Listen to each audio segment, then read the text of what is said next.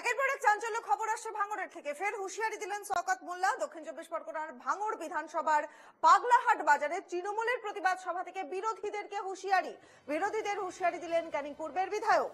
2025-এ আমাদের নেতা রাজ্জাককে খুন করেছেন, হাজার হাজার কর্মীকে খুন করেছেন।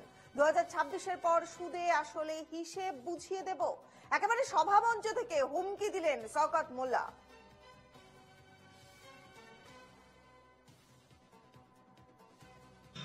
2023-এ আমাদের 3 জন তৃণমূল কংগ্রেসের কর্মীদের আপনারা খুন করেছেন।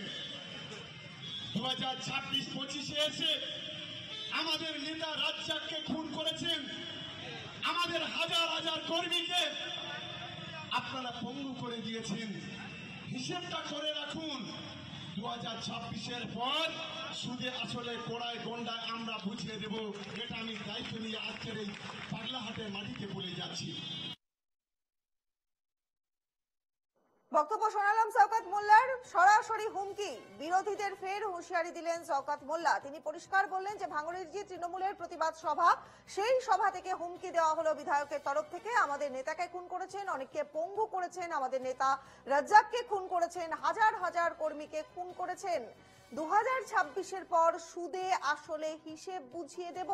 2026-এর পর সুদে আসলে তিনি হিসেব বুঝিয়ে দেবেন, ঠিক এমন হুমকি শওকত মোল্লার গলায়। বিরোধীদের ফের একবার হুমকি দিলেন শওকত মোল্লা। পাগলাহাটের বাজারে এই সভা চলাকালীন হুমকি শওকত মোল্লার। তিনি বলেছেন যে বহু তৃণমূল কর্মীকে খুন করা হয়েছে, বহু মানুষকে পঙ্গু করে দেওয়া হয়েছে। যারা তৃণমূল কংগ্রেসের কর্মী সমর্থক, তাদের উপর অত্যাচার করা হয়েছে। তাই 2026-এর পর সুদে আসলে গোটা বিষয়টাই বুঝিয়ে দেওয়া হবে, অর্থাৎ সুদে আসলে এই সমস্ত অত্যাচারের প্রতিবাদ করে দেওয়া হবে। এবং এই বিধানসভাতে, ভাঙড় বিধানসভার পাগলাহাট বাজারে তৃণমূলের প্রতিবাদ সভা, সেই সভা থেকে শওকত মোল্লার হুঁশিয়ারি। বিরোধীদেরকে হুঁশিয়ারি দিলেন ক্যানিং পূর্বের বিধায়ক।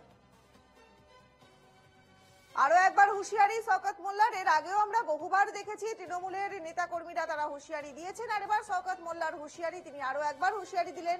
তার হুঁশিয়ারির বক্তব্য ছিল যে 2026 সালে আরো একবার তারা ক্ষমতায় আসবেন এবং ক্ষমতায় এসে তারা সুদে আসলে গোটা বিষয়টা বুঝিয়ে দেবেন। বহু নেতাকে, তৃণমূলের বহু নেতা কর্মীকে খুন করা হয়েছে, এর আগে রাজ্জাককে খুন করা হয়েছে, বহু তৃণমূল কর্মীকে পঙ্গু করে দেওয়া হয়েছে। তাই 2026-এর নির্বাচনের পর পুরো বিষয়টাই সুদে আসলে বুঝিয়ে দেওয়া হবে, হুমকি দিলেন শওকত মোল্লা।